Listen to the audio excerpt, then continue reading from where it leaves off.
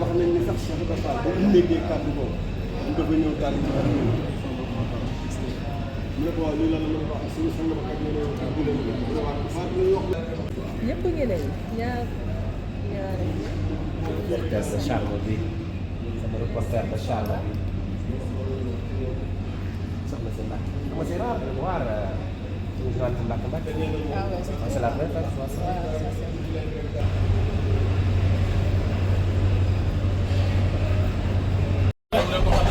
Bismillah.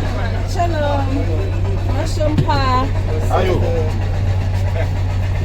bismillahi alladi la yakunu ma ismihi shay'un fil ardi wala fis samaa'i Bismillah.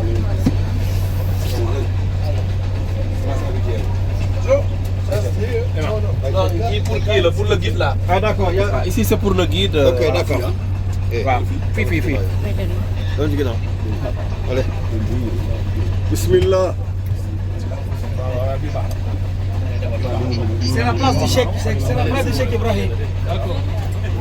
Monsieur Ibrahim, papa Ibrahim, c'est Ouais, c'est une place là. Papa Ibrahim, c'est ici.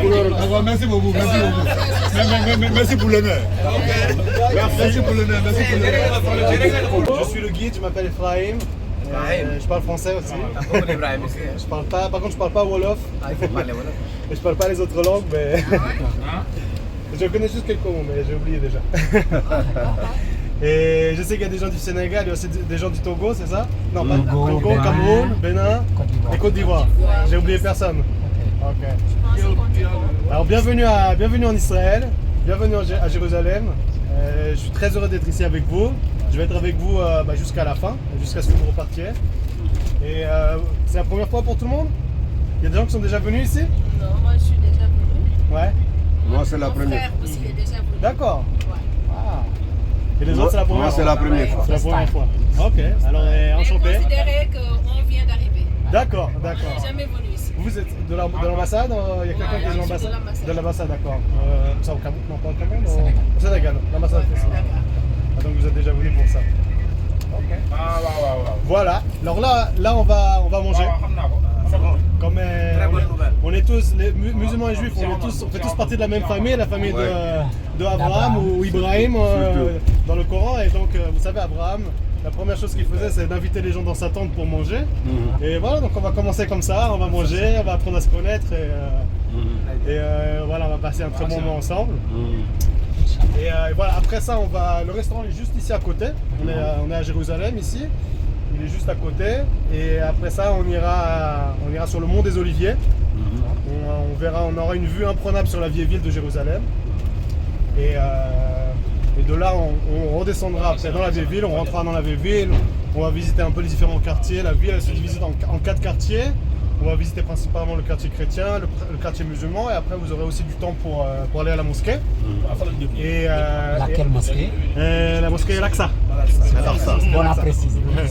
La mosquée Al-Aqsa. Il y a aussi le dôme du rocher, mais c'est pas vraiment, des fois on l'appelle mosquée d'Omar, mais c'est pas vraiment une mosquée. Il faut aussi la voir. Et après ça, on ira au Kotel, parce que nous on appelle le Kotel le mur de lamentation, on appelle ça comme ça en français. Nous en hébreu on l'appelle le mur occidental. Je vous expliquerai toute l'histoire, pourquoi on appelle ça comme ça le mur occidental et pas le mur des lamentations. Et après on ira dans des tunnels qui passent sous le mur, à côté du mur des lamentations. Et on découvrira plus la Jérusalem souterraine, celle qu'on ne voit pas. On parlera un peu des différentes traditions, aussi bien la tradition juive que la tradition dans l'islam, mais aussi dans le christianisme, puisque vous savez que Jérusalem elle est sainte pour les 3 religions. bien sûr Donc on parlera de tout ça. Moi je suis juif, donc je vous parlerai plus de la perspective juive, de la tradition juive, mais j'ai étudié un peu aussi le christianisme, l'islam, alors je connais aussi un petit peu des petites choses. Donc n'hésitez pas à me corriger, à m'aider quand je vous parle des différentes traditions. Et voilà, bienvenue, ça me fait plaisir d'être avec vous. C'est un grand honneur pour moi de vous recevoir ici en Israël.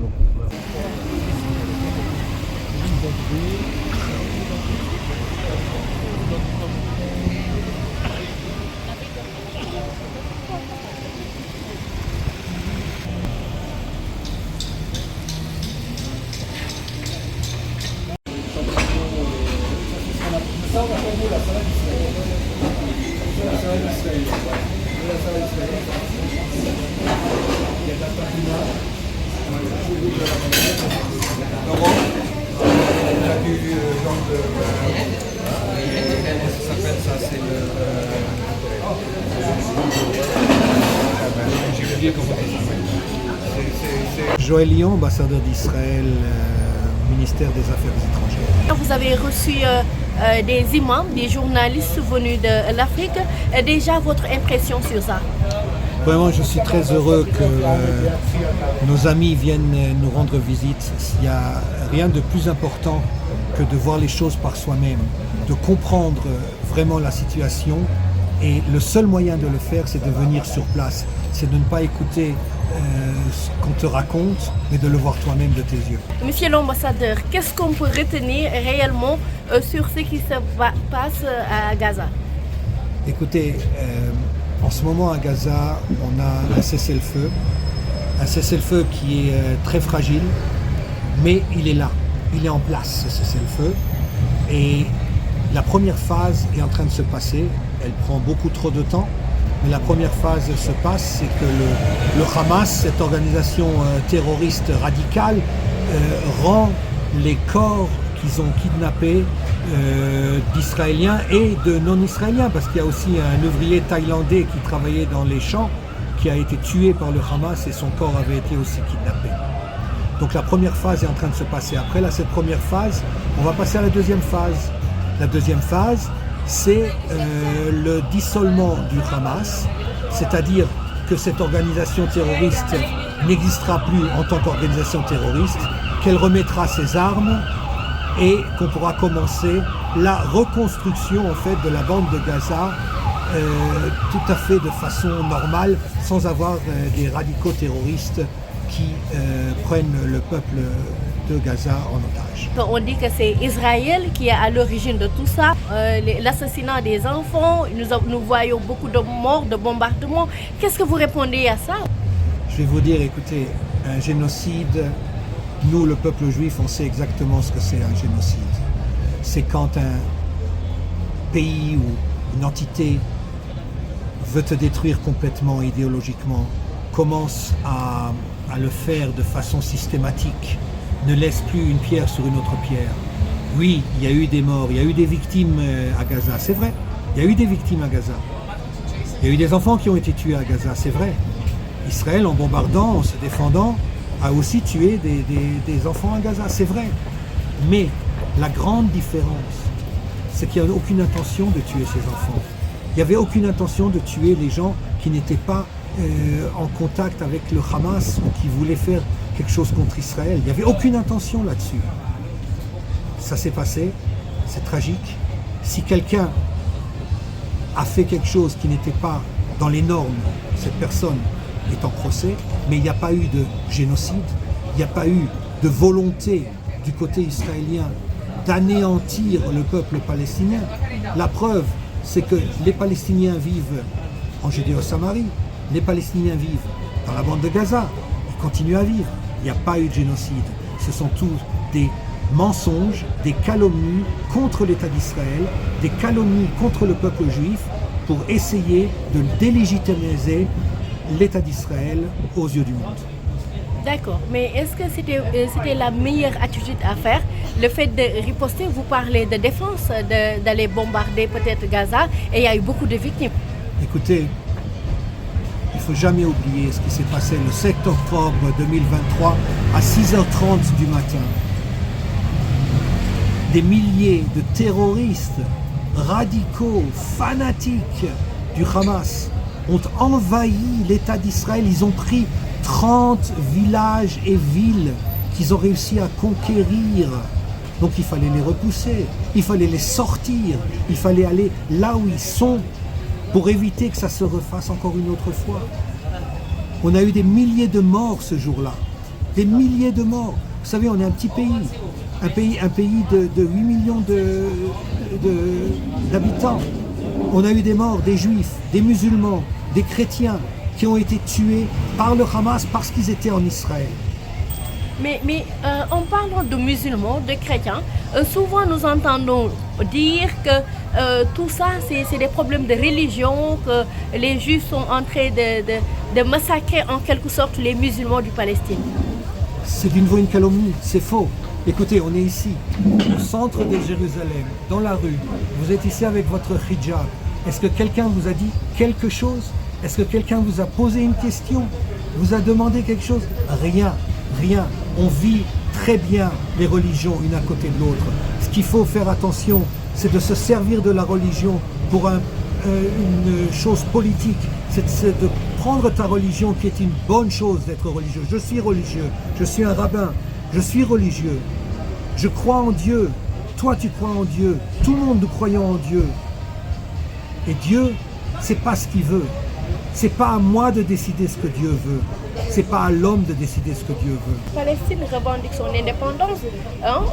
Il y a beaucoup de pays qui se sont levés pour dire que c'est le moment, il faut respecter ça. Maintenant, quelle est votre position, vous, Israël, dans tout ça? La position de l'État d'Israël a toujours été la même.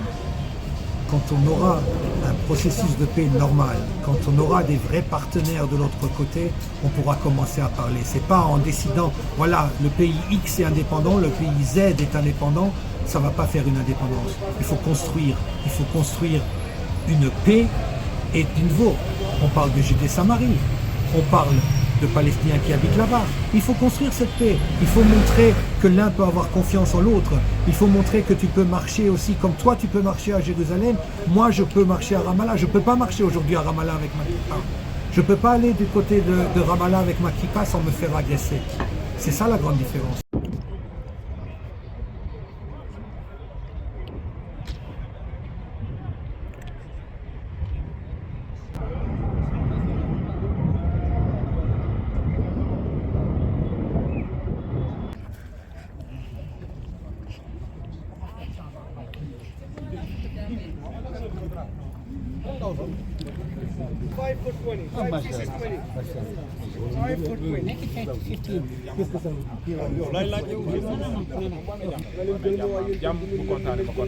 Bonjour à tous, je m'appelle Ephraim, j'habite ici à Jérusalem, je suis guide touristique ici à Jérusalem et je suis heureux d'être avec vous ici sur le mont des Oliviers. Et là vous pouvez voir des choses extraordinaires, notamment ce qu'on voit juste à côté de nous, c'est le mont des Oliviers. C'est le cimetière des monts des Oliviers. C'est là on a un cimetière juif le plus ancien au monde qui est toujours actif. On a des tombes de la période du premier temple, qui datent d'il y a 3000 ans, du deuxième temple d'il y a 2000 ans, et il y a des juifs qui ont continué à se faire enterrés ici pendant le Moyen-Âge jusqu'à nos jours. Et si on continue plus proche de nous, on peut voir différentes églises. On a une église là-bas qui s'appelle Dominus Flavit. C'est, selon la tradition chrétienne, c'est là que Jésus a pleuré et qu'il a en fait prophétisé que Jérusalem allait être détruite. Après, on a une autre église avec les tombes d'or, c'est une église orthodoxe, russe orthodoxe, qui est dédiée à Marie Magdalène. Et après, plus on se rapproche, on arrive devant la vieille ville de Jérusalem qui ne fait que 1 km². Voilà, c'est très petit. Et avant d'arriver, c'est les murailles de la vieille ville de Jérusalem, qui datent d'il y a à peu près 500 ans. Au-dessus, on a ce que nous, les Juifs, on appelle le mont du Temple, ce qui est connu aussi sous le nom de l'esplanade des mosquées. C'est là où on a la mosquée d'Al-Aqsa, qui a le dôme gris qui est là-bas. Et plus à droite, on a ce qu'on appelle le dôme du rocher, qui à la base n'est pas vraiment une mosquée. Et le reste, ce qu'on voit là-bas, c'est la vieille ville de Jérusalem, le quartier chrétien, le quartier juif, le quartier musulman et le quartier arménien. Alors j'expliquais justement que l'État israélien en Israël a été créé en 1948, officiellement le 14 mai 1948, mais en réalité ça repose sur un État qui est beaucoup plus vieux et qui était ici en Judée déjà il y a 3000 ans, et après il y a 2000 ans pendant la période du deuxième temple. Et les Juifs ont été exilés et pendant 2000 ans ils étaient sans État. Il y a eu plusieurs tentatives de recréer un État pendant plusieurs générations qui n'ont pas réussi. Et en 1917, on a ce qu'on appelle la déclaration de Balfour, où les Britanniques en fait ont vu d'un bon œil qu'il y ait un État, un foyer national juif ici en terre d'Israël. Et après les Britanniques ont gagné la Première Guerre mondiale, ils ont délogé l'Empire turc ottoman. Et la promesse d'un État juif n'a pas été tenue tout de suite. Il a fallu pour les Juifs d'attendre encore, jusqu'en 29 novembre 1947 où il y a eu un plan de partage qui a été voté à l'unanimité en faveur de la création d'une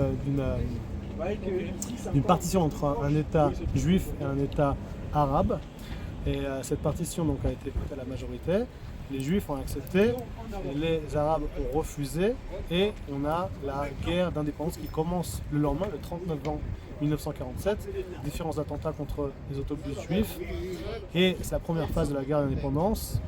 La deuxième phase, c'est lorsqu'en le 14 1948, Ben Gurion déclare l'indépendance d'Israël et où 5 armées en même temps, 5 armées arabes, la Jordanie, l'Égypte, le Liban, la Syrie et l'Irak, alors qu'on n'a même pas de frontière commune avec l'Irak, attaquent ensemble le nouvel État d'Israël.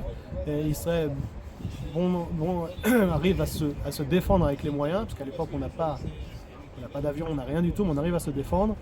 Et en fait, Jérusalem est divisée en deux, puisqu'il y a la partie est qui est en fait conquise et annexée ensuite par la Jordanie, et la partie ouest qui est contrôlée par Israël. Et c'est pour ça qu'on a une division jusqu'en 67.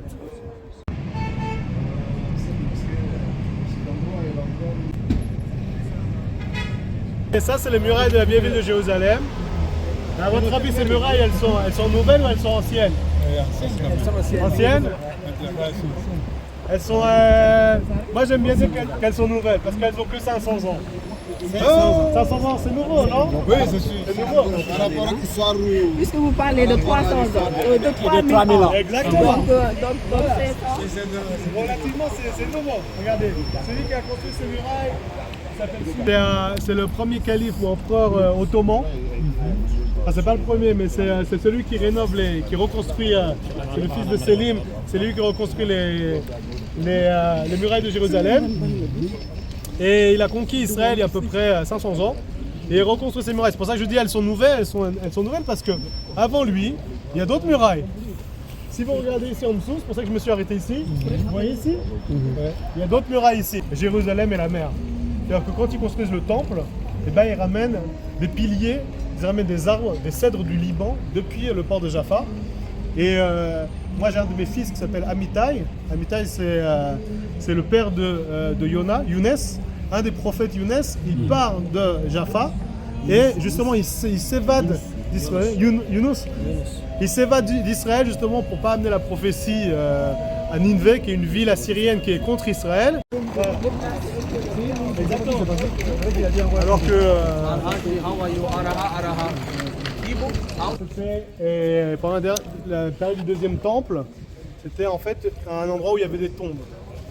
Et l'histoire chrétienne dit que Jésus a été enterré ici, et c'est là où il est ressuscité. Donc c'est ce qu'on appelle l'église du Saint-Sépulcre. Pour les chrétiens catholiques et aussi pour les grecs orthodoxes et une grande partie de du christianisme, c'est l'endroit le plus saint au monde. C'est pour ça que Jérusalem elle est sainte, parce que c'est là où Jésus est mort pour les péchés et c'est là où il a été mis en croix, sur la croix, crucifié.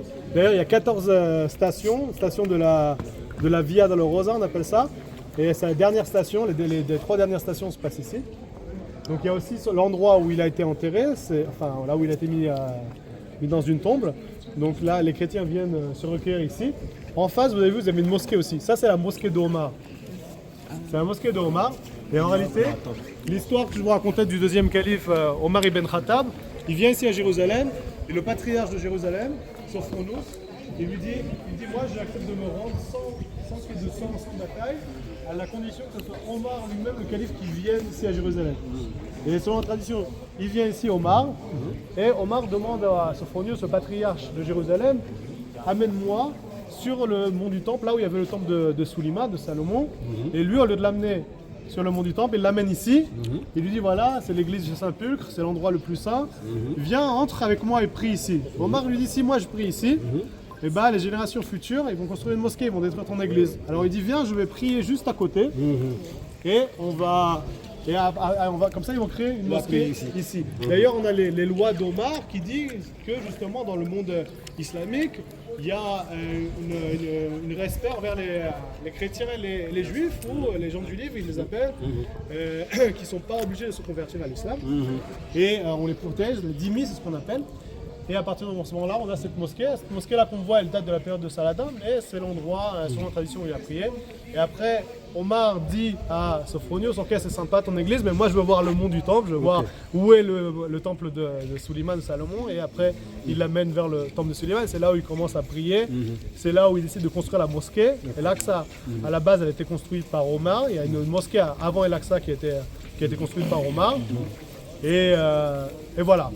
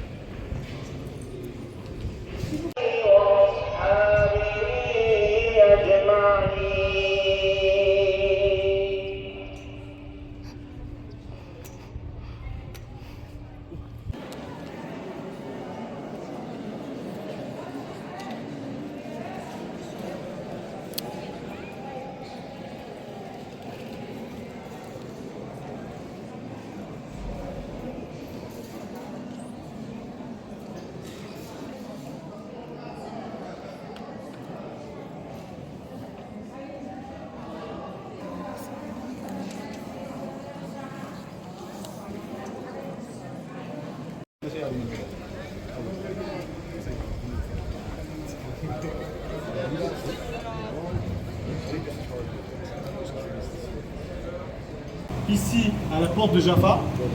Et ça, c'est Jérusalem telle qu'elle était il y a à peu près 4000 ans. Voilà, donc il n'y a rien du tout. Là où je suis, c'est là où il y a le mont des Oliviers. C'est là où on était tout à l'heure. On a vu Jérusalem.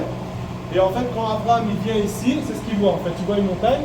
Et dans la Bible, dans la Torah, ce que nous on appelle la Torah, il y a un commandement. Il y a Dieu qui s'adresse à Abraham. Il se trouve à Beersheba et lui dit, écoute, ton fils, Yitzhak, il a deux fils Abraham, il y a Ishmaël et Yitzhak. Il dit, Dieu dit à Abraham, prends ton fils Yitzhak et ramène-le ici sur un endroit qui s'appelle le mont Moria. Le mont Moria, c'est ici. Et il lui dit, voilà, tu vas sacrifier ton fils sur le mont Moria. Je sais que dans la tradition du Coran, c'est différent. C'est Ishmaël et ça se passe à la Mecque, n'est-ce pas? Mais dans la tradition juive, aussi dans la tradition chrétienne, ça se passe ici, à Jérusalem. Et c'est Isaac. Voilà. Et donc il ligote Isaac et il veut lui trancher la gorge en fait pour le sacrifier. Et au dernier moment, il y a un ange de Dieu qui dit à Abraham, arrête, c'était juste un test, c'était juste pour voir ta foi dans le Créateur et ne tue pas ton fils. Mais en fait, cet endroit, à partir de ce moment-là, il devient un endroit très spécial. C'est-à-dire que c'est là où on va faire les sacrifices. En fait, le sacrifice d'Israël n'a pas eu lieu, mais dans les générations futures, on va commencer à faire des sacrifices pendant la période du premier temple et du deuxième temple. Et en plus, cette montagne, pour nous les Juifs, elle a quelque chose de particulier. Selon nos sages, je crois qu'il y a aussi cette tradition dans le Coran, selon nos sages, ou dans les hadiths, selon nos sages, c'est l'endroit où Dieu a créé le monde. Le centre du monde, c'est ici à Jérusalem, et Dieu a commencé à créer le monde ici, et on a une pierre, ça s'appelle la pierre de fondation. La pierre de fondation, vous êtes rentré dans le dôme du rocher? Ouais, bah cette pierre à l'intérieur, selon nous les Juifs, c'est la pierre de fondation. C'est là où Dieu a commencé à créer le monde. Et en fait, si vous pensez à Adam, le premier homme, c'est aussi l'endroit où Adam a été créé avec la terre de cette montagne. Et Chava, Ève, ce que nous on appelle Chava, Ève, Adam et Ève, c'est en fait tout ça se passe sur cette montagne. Donc c'est un lieu central pour le judaïsme. Pas juste central, c'est le seul lieu saint. En fait, c'est le seul lieu saint qui existe dans le judaïsme. Et on prie toujours en direction de Jérusalem. Si on est déjà à Jérusalem, on prie en direction de là où était le temple. Voilà. Et on remonte à 3000 ans dans le passé. Il y a 3000 ans, le roi David arrive ici à Jérusalem. Il doit conquérir Jérusalem. Je vous expliquais qu'avant ça, il y avait déjà des peuplades qui étaient ici. On les appelait les Cananéens ou les Jébuséens. Et David, il vient ici, il a conquis Jérusalem. Et à partir de ce moment-là, il veut construire le temple, et avant de construire le temple, il décide d'acheter cette montagne. Il achète la montagne alors qu'en réalité il a conquis la Jérusalem, il pouvait dire voilà cette montagne je fais ce que je veux avec. Il décide d'acheter la montagne, il y a 12 tribus, les 12 tribus d'Israël, chaque 12 tribus doit payer 50 shekels d'argent, et au total ça fait quoi 600 shekels, et il achète la montagne et il veut construire le temple. Un temple pour Dieu, une maison pour Dieu, et Dieu lui dit eh bien non, toi tu ne peux pas construire le temple parce que tu es un homme de guerre. Cet endroit ça va être un endroit de paix. C'est pour ça que son fils, Shlomo, voilà, nous on l'appelle en hébreu Shlomo, Suleiman, en fait, son nom en hébreu, je ne sais pas si c'est la même chose en arabe, ça vient de la racine salam, shalom, la paix. Voilà, en fait, donc c'est un homme de paix qui doit construire le temple. Et donc son fils Suleiman ou Shlomo, Salomon, construit le temple ici à peu près 3000 ans. Et ça devient le centre en fait névralgique de tous les tribus d'Israël. 3 fois par an, on a plusieurs fêtes juives jusqu'à aujourd'hui qu'on fête. On a la fête des Kabbales qui s'appelle Sukkot, on a la fête de Pessah qui est la Pâque juive, c'est là où on fête la sortie des Juifs, et on a Shavuot, c'est là où on a reçu du ciel la Torah. Et en fait, 3 fois dans l'année, les Juifs font un pèlerinage. Ils viennent ici avec toute leur famille et ils viennent au temple, ils font des sacrifices et ils mangent la viande des sacrifices ici au temple. Et ça se passe pendant presque 400 jours jusqu'à ce qu'il y ait une peuplade qui s'appelle les Babyloniens qui viennent ici. Ils détruisent Jérusalem et ils exilent les Juifs en Babylonie. Et à partir de ce moment-là, les Juifs restent en Babylonie pendant 70 ans. Ils prient tous les jours pour pouvoir revenir à Jérusalem. Et on a un roi perse qui s'appelle Cyrus qui fait un mandat qui dit aux Juifs vous pouvez retourner, reconstruire le temple. Ce que les Juifs font, ils reconstruisent le deuxième temple. Au début, ils construisent quelque chose d'assez simple, d'assez petit. Et en fait, il y a un roi qui s'appelle Hérode, un roi qui avait beaucoup de pouvoir, qui avait aussi des connexions, des relations avec les Romains, et il décide de reconstruire ou de rénover le temple de manière à ce que le temple soit la chose la plus immense qui a été jamais construite au monde. Alors, selon la tradition, il est obligé de construire le temple exactement sur cette montagne. D'ailleurs, c'est intéressant parce que cette montagne, c'est la plus petite de Jérusalem. Le mont des Oliviers est plus haut, le mont Sion où on était est plus haut, et en fait, c'est une montagne qui est petite, qui n'a rien de particulier en réalité quand on la regarde comme ça. Et Hérode veut construire un temple comme ça, et regardez, c'est quoi le problème? Un temple, de construire un temple immense, il n'y a pas suffisamment de place, on ne peut pas construire un temple comme ça. Donc Hérode, il décide de construire une plateforme gigantesque, il coupe une partie de la montagne, et il construit une plateforme gigantesque, et sur cette plateforme, il construit le deuxième temple, reconstruit le deuxième temple. Et en fait, cette plateforme, c'est ce qu'on voit ici. Regardez, ça c'est le temple. Cette plateforme, elle existe toujours, elle a survécu en fait pendant 2000 ans. Et en fait, ce que vous avez vu à l'extérieur tout à l'heure, c'est ça, c'est cette plateforme. Et en fait, la rue dans laquelle je vous ai attendu tout à l'heure, en fait, vous êtes monté sur un pont. C'est un pont qui date de 2000 ans. Ce que vous voyez, les pierres là-bas, c'est un pont qui a été construit il y a 2000 ans par des arrière-grands-parents, qui existe encore et qui mène aujourd'hui au mont du temple ou à l'esplanade des mosquées.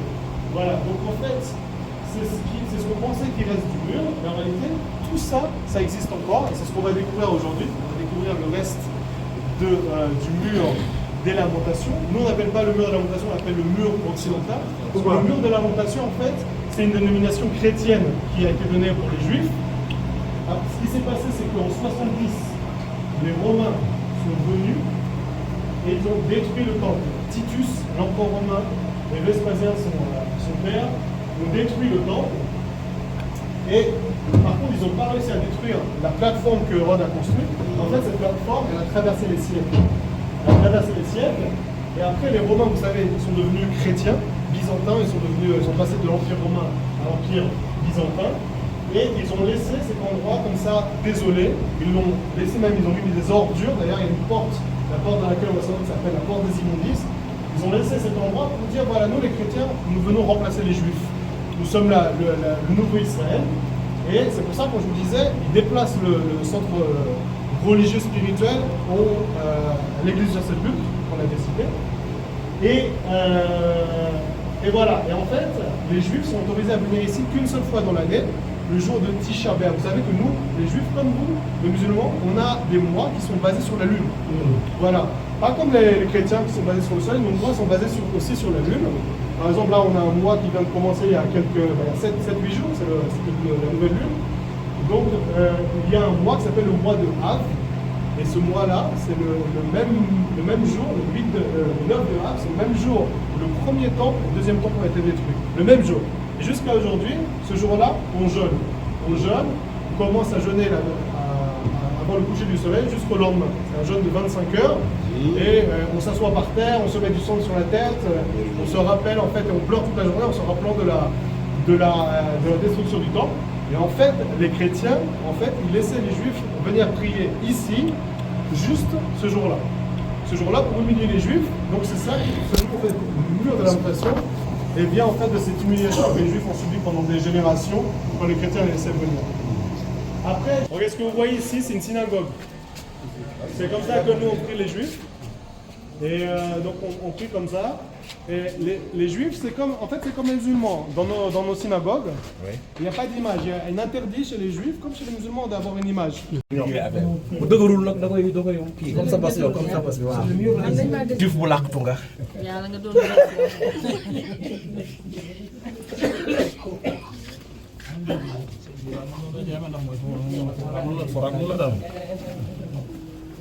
Mais on est en Égypte. Dans les synagogues là, les pyramides là.